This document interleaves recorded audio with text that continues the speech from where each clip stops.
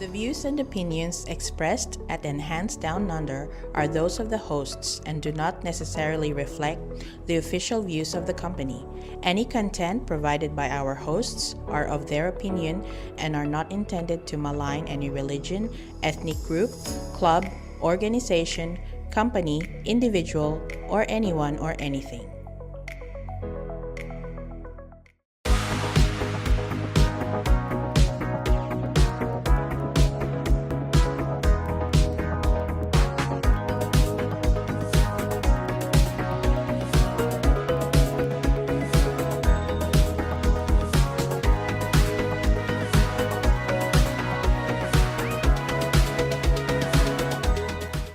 Welcome to Enhanced Down Under, the official podcast channel of Enhance NT. My name is Anna, and I am a qualified education agent counselor.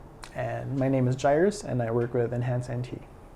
We are now on episode 21, but before we discuss this episode, let's have a quick recap of episode 20, where we discuss the implication of Australia's proposed legislation to cap or limit international student enrollment. In that episode, we discussed that there were Senate hearings conducted where stakeholders like the Group of 8 strongly expressed their objections to the proposed legislation. And if that legislation gets approved, universities and colleges will be limited to enrolling a maximum of 40% of their students from overseas, with caps to be in place for 2 years because they want to base the number in 2019 enrollment. So we also provided a backstory about the Albanese government's approach to visas, because it seems that after coming to office in May 2022, the Albanese government worked to pull international education out of its COVID slump. So they were very aggressive in promoting international education in Australia, and about 500,000 student visas were granted, which was like a 40% increase. At that time also, they increased I think it was unlimited, the working hours of the students. So good times then. However, when October 2023 came, the government slowly changed its mind, and there were legislations introduced, including higher English level proficiency, and then there were also talks about increasing the funds, the evidence of funds, plus the visa fees. So what's next after that? Yeah. Of course, those are huge changes, and according to this article that I've read, in the past months there were like 9 key changes implemented by the Department of Home Affairs. What's happening now? Yeah. Cyrus? So, for our topic right now, we do want to talk about Australia's new limits for international students. We have 4 key topics at the moment that we're kind of thinking of discussing, and that would be the impacts of enrollment caps on international education, shifting international student preferences, response from the educational sector, and lastly, potential consequences for students and how it's going to affect them. Yeah, of course. So let's go first with the impact of enrollment caps. So of course, these caps are the limit. It's expected to limit or reduce the number of international students significantly, which could lead to a decrease in university revenue. Let's admit it. Colleges, unis, they are dependent in international students. Tuition fees. And the thing is with the news now, we just heard that they've implemented the student cap, right? Wow. They're thinking That's a huge blow. Because might as well take off the Band-Aid and go for the topic, because we're talking about the impact of enrollment caps. I think by 2025 they've limited to 250,000. I think 270,000 in those range, compared to I think this year we had 700,000 enrollments for the whole year. So that's going to be I don't know what's going to happen by next year, but that is a big jump from 700 plus to 200 huge plus. challenge for the colleges and universities to face. And they don't know actually. Yeah.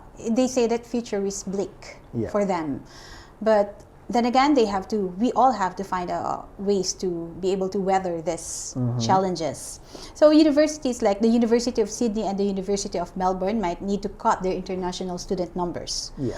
And according to Mr. Richard Holden, he is an economics professor in University of South Wales. Yeah. He warned the potential recession about the broader economic effect. Yeah, because we have to remember that I think the education sector is the fourth largest export industry, contributor they say. of income for the country itself. So cutting it down to like that much amount, it's gonna affect like the industry as a whole. Yeah. Not just like the education sector, just the income of the country itself, of how Because they're these earning. students, other than paying tuition fees, they also spend. Yeah. They're taxpayers also. They spend, and they feel that labor employment gap. Yeah. The labor shortage, especially here in Darwin. So in other major cities, maybe they wouldn't feel that because they have very huge population. But in Darwin, you bring in like 1,000 students. That's a huge help to the economy. The economy of their purchasing power, what they buy, and if they start working too, like the taxes that they pay. Yeah. Sometimes here, I think we're having issues for some of the businesses where they can't find workers, right? And that was never a problem back in the day. But now, back in the day, if you didn't have students working for some of the businesses, you'd have backpackers, you'd have, I think, but now that we're going through something where sometimes you can't even find like students or people to work with. And with the cap limit, the more that they would experience labor shortage. Yeah. Here in Darwin, there are businesses or restaurants that close down, not because they don't have enough customers. But they don't have enough workers. They don't have enough staff. So that's sad. And that limit or cap would resort to huge economic loss, like around 5.3 billion in terms of economic output. So it's not confirmed yet. We don't know. We don't have confirmation yet if it's already in place. But again, in spite and despite the objection of the stakeholders, like the Group of 8, the government still pushed. Yeah. If ever, they would really go ahead in implementing the legislation come January 2025. So there are also academic consequences, right? I think for one of the academics, we're thinking about the reduced diversity on campuses might affect the global perspective that international students bring, impacting the quality of education and the learning environment. I think with that one, it's more of like the international students, they do bring their cultures, they do bring their diversities to other campuses. So that kind of exposes a lot of the local students on what having classmates from different cultures are like. It kind of broadens their horizons, broadens their thinking. Sometimes you have to realize like other people from different countries, they kind of act differently. They have ways to how to kind of talk to them. So it's good for them to kind of go through that. But if we're limiting this, then the exposures might become different. Again, what triggered this move was again the shortage. They blamed the international students and temporary workers for the housing shortage. It's because I don't know. For me, I don't really think the students are the main factors for the housing crisis. I think if you compare to like some of the landlords have like 100 units under their name, all renting, like it kind of what do you call that? Takes away from people who can buy houses instead. Yeah. Because you come here as a student, obviously you don't have the financial capacity to purchase a land or to purchase a huge house. Normally you'll just be renting or even room sharing. So I just don't understand how come why they blame students for the surge, for the lack of accommodation. And the thing is, like, I'm sure they have the specific statistic on how many international students are buying houses itself. I don't see it online.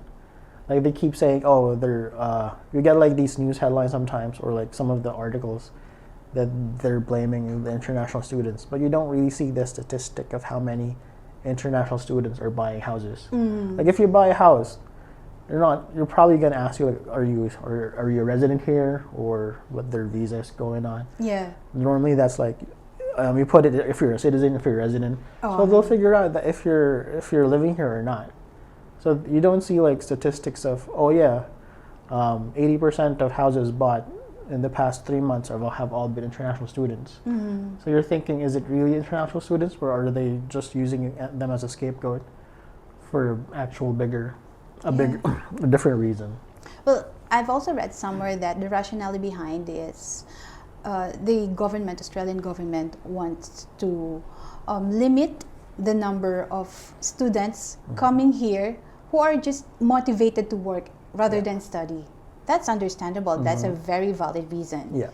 Yeah, we give that to the Department of Home Affairs because, there may be some students, who just came here with the pretense of studying, but their main purpose is to actually work. Yeah, it's a complex situation where it's also valid that that's a real thing.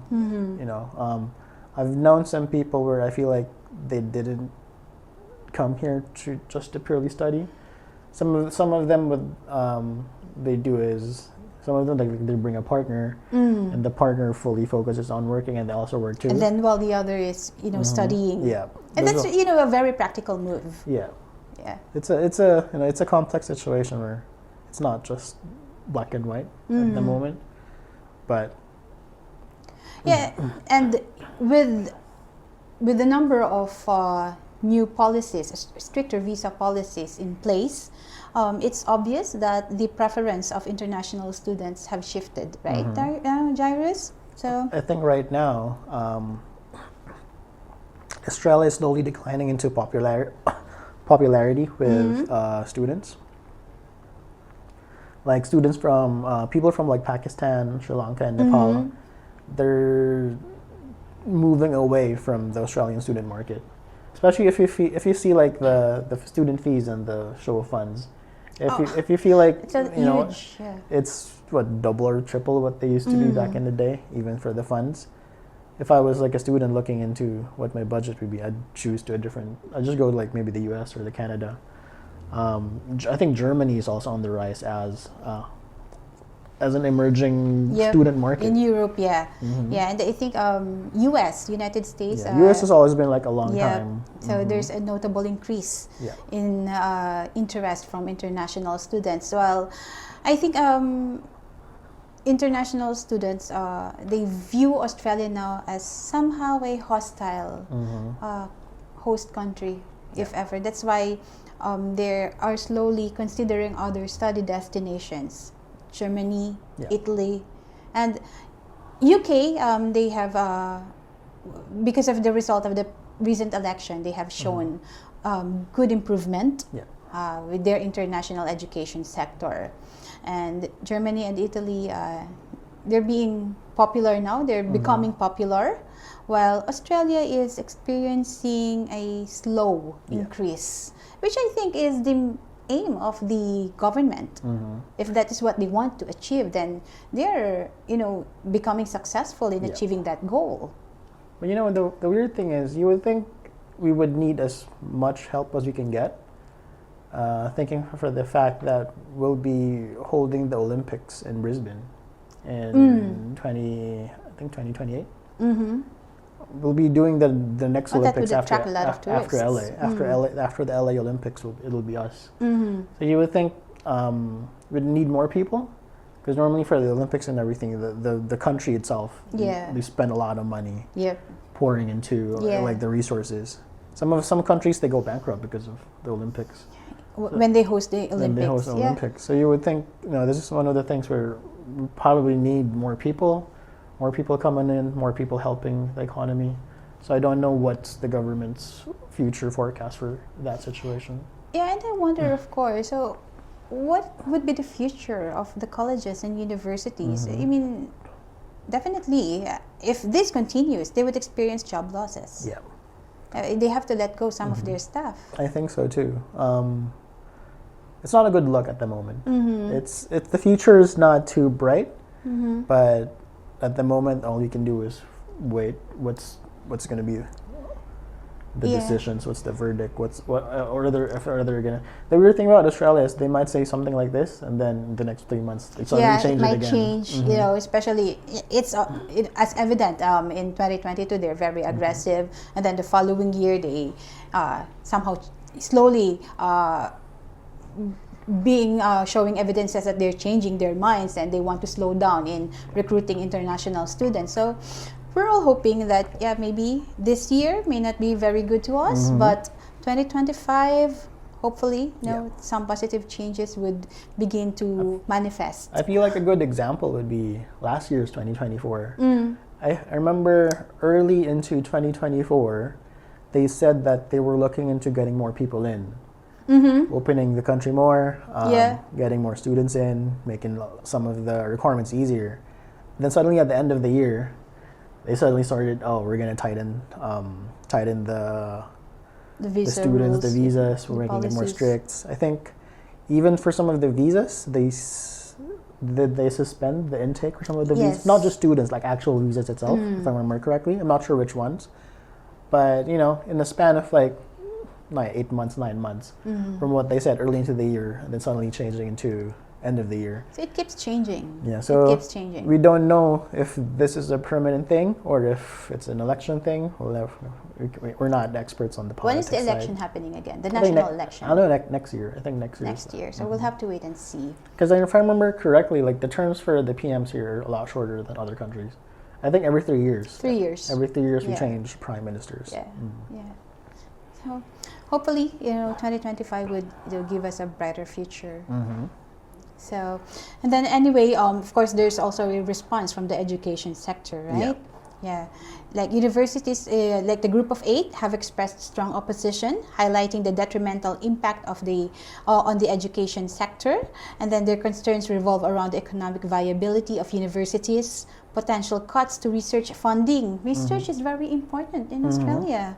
So, and the risk of losing top academic talent. So I don't know, how would they address that concern, research? I think if I remember correctly, we're pretty good on the research side. We contribute a lot to research in Australia. I think with pharmaceuticals, we do research. For cancer, we do research. We have a competitive robotics team too, and everything. So academically, we do provide a lot in terms of research and design. And sometimes we do need international talent too. Not all of the talents is probably honed here locally.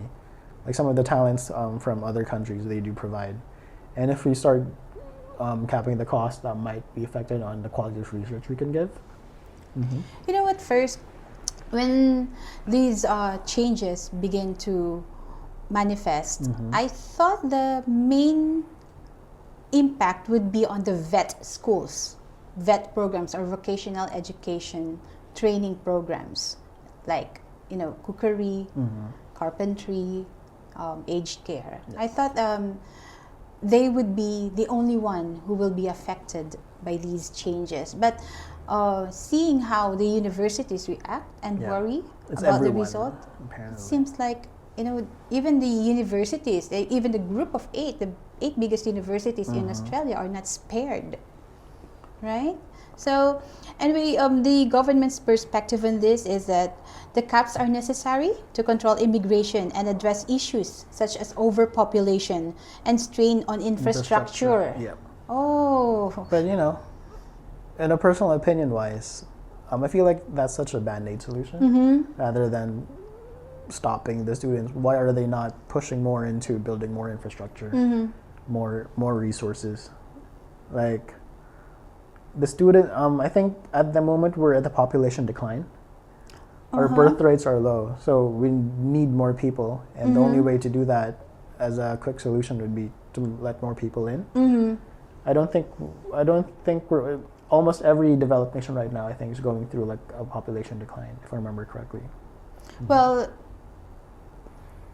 to be fair with the Department of Home Affairs as the gatekeepers, I think they just want to ensure that people coming in or migrants are qualified, and would really contributory Yeah. to the economy of Australia, and not just be here as their As a burden to as a society. burden, or would exhaust their healthcare. Yeah, they want to make sure that we Right? get like the quality people coming in. Yeah, that's a valid reason. So, however, the education sector sees these measures as too restrictive and damaging to the industry, especially with the 5.3 billion Yeah.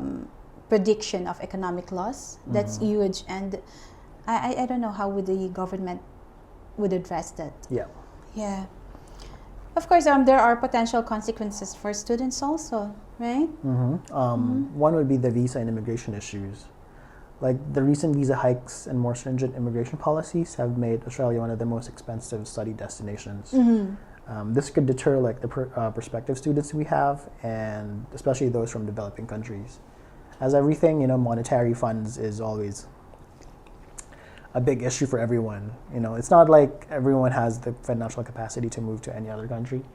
And back in the day, Australia was one of those where the fees weren't too high, right? Right. The fees weren't too high; it was more affordable. But now, with sudden hikes of the fees, and once you pay your the visa processing fees, it's not refundable. It's right? non-refundable. So if you're paying like 3,000 AUD, how much is it right now for students? It's 2,500 something. Yeah. That's And- for the student visa fee. It was implemented 1st of July of this year. Prior to that, previously it was just 710. Yeah. So, And me- no, I'm sorry, it's 1,600 or 1,500 something, the visa fees. And I just did a quick conversion, give or take, the Australian visa fees. If you convert it into peso, that would be like 4 to 5 months worth of salary for maybe like an average Yeah. worker. So imagine That's a lot. Imagine if you fail. Imagine if you have like a kid and they want to study overseas, and you paid the visa fees, and the kid doesn't pass. That's like almost half a year's wages for you. Yeah, for a- so for an average 1,600 worker. AUD, 1,500 or 1,600 AUD for the visa fee, student visa fee. Yeah. Is it not 2.5? No. It was proposed Oh, 2,500 okay. by a research Alright. group, and luckily, it was 1,600. it was not, the increase was not that high, Yeah. but then again, it's still more than double than Yeah, because 710. if they passed that was a good. Now it's like maybe 4 months. Of Yeah, still so a good amount of money. $710 previously. Now it's more than double, 1,500 something. That's still a lot of money. That's a lot of money. Non-refundable. That's why other students, they are having second thoughts. Their sponsors. Yeah. I was able to talk to this official who are in partnership with local schools in the Philippines, Yeah. colleges. Local government is supporting students for their international their international education by loaning them funds. Yeah. So Okay. that's actually a guarantee that Yeah. these are genuine students. However, even with the backing of the local government, with the funding of the local government, they are still having second thoughts Yeah. of pursuing their international education in Australia. Why? Because they say it's very hostile. They are worried that, what we wouldn't know, the visa application would still get refused, and Yeah. that's like you say goodbye to 1,500 something. Especially, I think now we've talked about it's harder to get an approved student visa now. Is it? Yes. Is that true? And the application time frame is even longer. Is it longer? It used to be like 2 weeks before. With our podcast guest Kath, when she applied for her student visa back in 2023, it only took her 2 weeks to get a grant. Now it takes at least 6 months. 6 months. That is a big jump Yeah. from 2 weeks to Yeah. 6 months. Some have already. Some students, their program have already started, Yeah. and they haven't received any decision yet. And I feel like the 6-month time span, like so many things can happen. Yeah. Especially if you're working too. Yep. Like sometimes, New opportunities might happen. like with me, when I applied for my student visa, I was still working at that time, and I was looking for a higher. I was doing my master's. I was gonna do my master's, and if I had like a 6-month time frame, you'd be like, when do I stop working? When do I quit working? Yeah. Because it's harder to kind of gauge your time if you're waiting for like It's like half a floating. year. That happened to one of my students. So he went back to the Philippines Yeah. because while waiting for the intake, for the program intake. It was supposed to happen in April, but it was moved to a few months later because some improvements within the college. And so he said, okay. Anyway, we just somehow anticipated that the result, the visa grant or the approval would come in like, it would only take like 3-4 months for the Home Affairs to finalize his application. But then again, it took them 6 or 7 months. And he was like, what's happening? Should I quit my job now? Because while waiting for the decision of his visa application, he applied for a job. So he didn't know when he'd have to submit a resignation and fly to Australia. And you're burning money if you quit your job and your visa hasn't come yet. You're just gonna be burning your cash or burning your funds, and you don't know what's gonna happen to you. So I'm not sure what happened, why it's taking them longer than usual. Do you think they're doing it on purpose, or are they taking longer on purpose? I'm not. I don't think they are doing it in purpose. As a former visa officer, it would be at my advantage if I finalize the application, especially if there's a quota to meet. But I think with a lot of visa restrictions or visa policies in place, it's making it harder for them to scrutinize every visa case to make sure that everyone passes the criteria. The shift also, it's affecting their work. So I don't know, but I don't think they are doing it on purpose. So there were also some articles. It's coming from this. There are study portals, research appearing in an article entitled Winners and Losers, an update on how domestic policies in the UK, Canada, and Australia have impacted student search behavior. So they say that they have strongly described the uptake in the US and other study destinations and the decline in Australia. But then, if it's the aim of the government to lessen the population, then it's an achievement for them.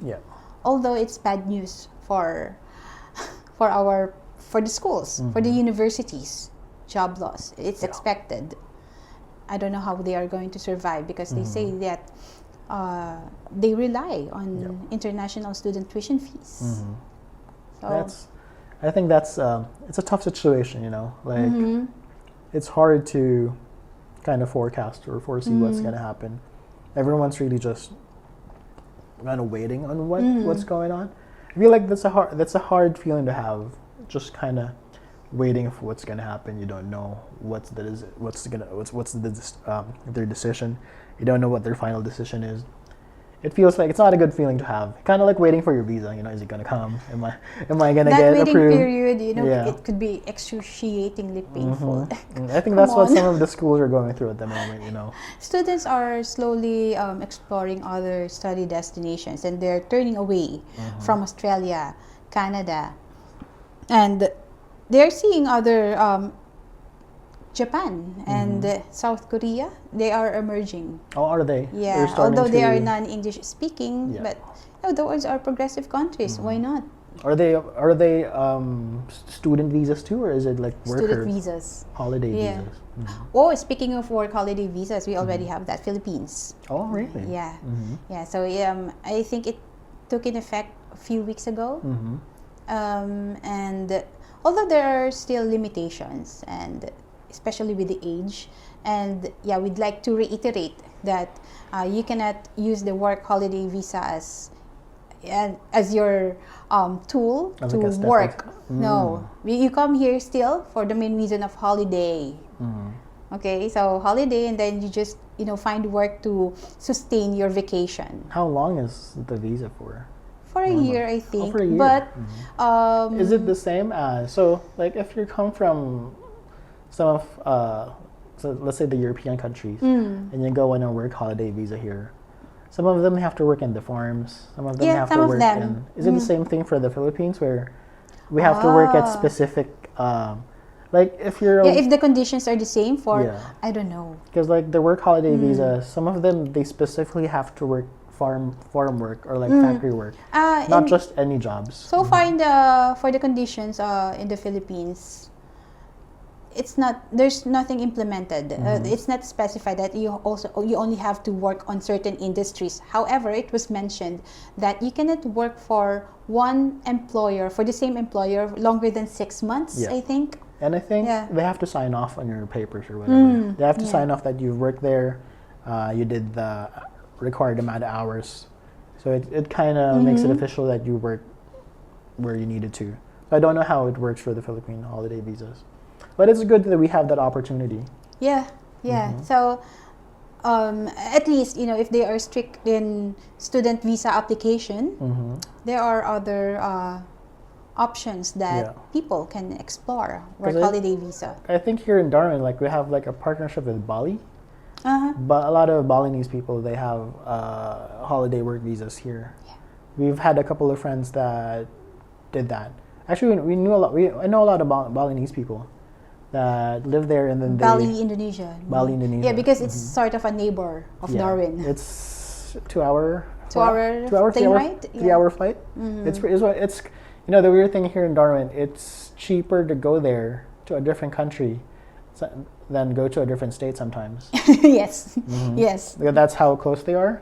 Like you could spend maybe like $500, $600 maybe going to Sydney, versus if you go to Bali, it's like $200. Yep. Yeah, especially with the you know, If you cheap look, fares if you look for the offered. cheap fares, and Yeah. if you don't have like any check-in luggages, so everyone says that Bali is like the second Darwin or the second Australia Because everyone of its just goes there. proximity. Darwin is a gateway to Asia, right?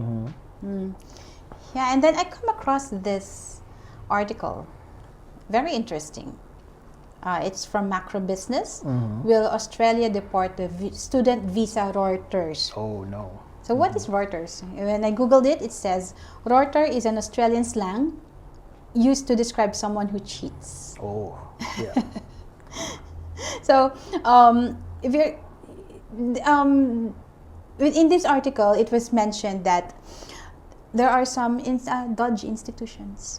Yeah, I feel Right. like you can never really escape from that. There'll always be people here that have like bad intentions of what they're doing, like dodgy businesses, Yeah. maybe money laundering. I don't know, but I do understand if they do want to shut down those. Yes, of course. I just can't imagine if you are a hopeful international student and you're looking for a brighter future, and then you enrolled to that Like low Ghost- quality school like and the then Ghost fly by Acad- night. Is it the Ghost Academies? Yeah, Or, yeah. Those low quality providers, they cater almost exclusively to international students seeking fast and easy qualifications to support their immigration applications. Yeah. That's why I saw this interview on YouTube that there was this girl enrolled in a school and she was really disappointed that how come my classmates, they don't speak English well. Imagine like getting scouted, getting recruited by a school, and then you see their website. It's all like how good Australia is, how good. Let's say Sydney, Melbourne. And then you come here that what happened? Even my instructor cannot speak English well. Yeah, they show like photos of everything, and then once you get there, How would you be able what is to this? learn? So she was so disappointed that I came here, I paid a lot of money to be here and to pay for my tuition fee. And upon entering the campus, I was hopeful, but then I noticed my classmates, they hardly speak English. And sadly, even the instructor doesn't speak English well. And then sometimes when you get into the classroom, it's just like tables and chairs and computers. You know, it looks like one of those old like computer shops in Asia. And Yes. it's like this is where I'm studying. Yeah. There's no libraries. There's nothing. No. So those are just, those are the low quality education Yeah. providers. And it's only right that You'll be the like, this is government the conducts a student life? crackdown against those because they exploit people. So for several years, many in the Australian international education industry have been warning that the rapid growth of private colleges providers focused on migration pathway programs. So these dodgy institutions, they're more on just giving away diplomas in return for a substantial amount of money. Yeah. Well, in reality, those students, they don't really come to their school to study. Most of them, well, according to the article, Yeah. they're just out there Working. Uber driver or what. Yeah. And I think some of them, if you're in the know with the people, they go over the working hours, and you get paid under the table, as they say, or you get paid by cash. That's how they. Yeah, cash in hand. Yeah. That's how they. There's no trace. Yeah. That's how they kind of do the loopholes if you're not getting found out that you work more than 20 hours a week. Yeah. So, on record, this student is just working 24 hours, but They're actually working full-time jobs. full-time jobs, but they're just being paid in cash. just being So it's paid in not cash. reflected on their bank accounts. So, fast forward to today, the number of students from South Asia has ballooned, with many studying at private colleges at questionable repute. So it affects the credibility of Australian education, because when you say, oh, this person is a graduate of this college in Australia, of course the impression was, wow, Yeah. Australian education. But now it's a bit, it's a bit more different now. So it's only right that the government takes action to hunt down these dodgy institutions. Canada's doing the same way too. I think I remember seeing an article of them trying to cut down on, what do you call that, non-genuine students, or non-genuine applications, because they found out that people were faking their papers, faking their documents and everything, and they're trying to deport them too, I think. Which I think it's right, because if your papers are fake, if your scores are fake or whatever, then in the first place you didn't really earn your place to go to whichever country you're trying to go to. So it's only understandable if they get deported. So I remember now, with the new legislation, government will have the power to suspend low quality providers. For me, that's a good thing. That's a positive impact.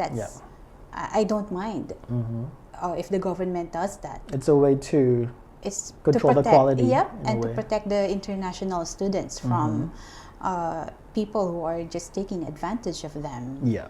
So there was also this question posed, like, should these people be punished? Should they be jailed? We don't know up to what extent the government... In a way, sometimes it's hard, because I've been a student before. I've been an international student before. Yeah. And the thing is, I know everything that I submitted, what they ask of me, like the papers that they need. Yeah. Unless... Because you are a genuine student. unless, like, they faked it where...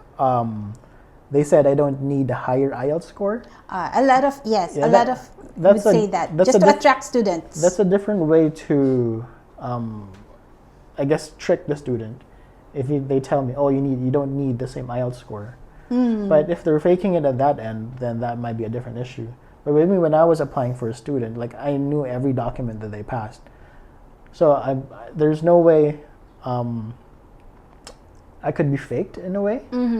Unless they tell me otherwise. If the school said, oh, we only need this much of money, and then I would get rejected by, like, Home Affairs and say, oh yeah, we need actually more. And I don't like, I'm having a difficult time trying to piece what I'm saying, but it's more of like, if you know everything you're submitting, then how could you say that they were tricked? Yeah. In a way, right? So, somehow I think there's also a conscious collaboration. Yeah, I feel like maybe they want to go to Australia. They just grab the opportunity that no matter how suspicious the promises they make. If you are a genuine student, here's a quick tip. You want to know if your agent is just promising you heaven and earth and for nothing? Go to the Department of Home Affairs website, Document Checklist Tool. That is a way for you to see the requirements for a student visa applicant. Yeah. It's easy. Again, document checklist tool. You can Google that. And then you will be asked for your country of passport, institution that you are applying to. And then the requirements, the list of requirements would show. Even if you require, if the immigration would require you for an IELTS score of this, and even the funds, it would be shown in the list. There's a checklist that will be provided to you. So if your agent would tell you that, oh, don't worry, I can take you to Australia as a student, even without the show money or the evidence of funds, and you want to verify if that claim is true, go to the document checklist tool of the Department of Home Affairs. That is a way for you to protect yourself and verify if the claim of your agent is valid. Right? That is great advice. I think Yeah. that is, valuable advice for anyone who's thinking of trying to study. Yeah, so what would happen now with a lot of visa refusals? Yeah. Of course, especially if they are onshore. Onshore meaning you are already in Australia when you lodge the application. Isn't there a new thing where you can't apply for a student visa onshore anymore? Yeah, if you are a holder of a tourist visa and you suddenly decide to apply for a student visa while you're already in Australia, you can no longer do that. Yeah. You have to go back to you have to make an exit. You have to be outside of Australia to be able to lodge a student visa application. I suddenly thought about like what they also should sanction to, or reprimand or whatever. Sometimes we have recruiters. Let's say going to the Philippines, they start recruiting students, and they would say these things that aren't just true. I've heard recruiters say that, oh yeah, once you get here, it's so easy to find a job, it's easy to find a house. And then once the student gets here, they find out that the job market really isn't really that easy. They feel like, oh, it's going to be like an easy way to look for a job, to get a job here, to get placements or whatever. And then it's not the truth. I think it's one of those things where they prey on like students living from. Yeah, as as relayed by Consul General Rivas, a lot of Filipino students were victimized by this recruiter. Yeah. In Melbourne. Oh, really? They were promised that you will get a job here, or you will get accommodation, and your tuition, the money that you paid for your visa application, it already covers your tuition fee. When they came to Melbourne, none of those claims are true. Yeah. So poor people, right? So they trusted their agent, and yet they get victimized. So those people, they should get like fined too or whatever, because They should. in a way, some people's lives can get ruined by that. You're uprooting your whole life to move to a different country, only to find out that you've been scammed, you've been tricked. That's sad. And of course, with a lot of visa refusals, we are expecting a lot of would be lodging their appeal to the tribunal, to the Administrative Appeals Tribunal, AAT. You will be entitled to do so if you lodge your application while you are here in Australia. And it's expected that there would be a lot of AAT applications. I don't know how long with students. I think it takes at least 2 years or 3 years That's a long for time. your application to be looked at by the tribunal. But with the surge of refusals and applications with the AAT now, maybe it could take longer. Yeah. If it used to be, well, I guess it's a different one, but if it used to take 2 weeks and now 6 months for a visa application, what more for the tribunal? For the tribunal. And it's costly. So what used to be like 1,500 only a few years back, it more than doubled. It's 3,496 now. 3,400. Yes. So imagine like paying the visa fees, which is a good amount of money, and then you get here and you get scammed, and you have to pay, and if you want to go through the tribunal, you have to pay $3,496. Yeah, to appeal the decision of refusal of your visa. But I think, no, not I think. It's on the website of the AAT that they offer a possibility of a fee reduction, if you are able to demonstrate When you that don't have the financial you don't have, capacity. it would affect you financially, and you're under financial constraint. Yeah. And I think they, as long as you are able to lodge the appeal and application for a fee reduction within the specified time frame, which is I think 21 days. So yeah, they may be able to consider your request for reduction. Yeah. I guess as an ender for our topics, we've talked a lot about what's going on with the impacts of the caps for the educational sector. It's an odd future yet, so we don't really know Yeah.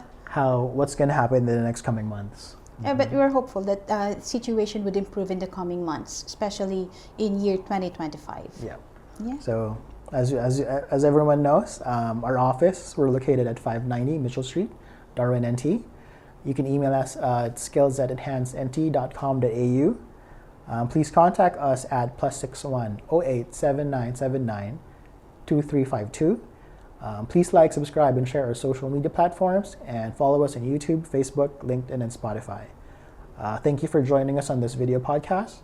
Whether you're an international student aspiring to study abroad or a professional looking to work in Australia, it is essential to seek professional advice, stay informed, and embrace the opportunities that migration brings. Here at Enhanced Down Under, we will help you choose the right path for your career goals. Up until next time.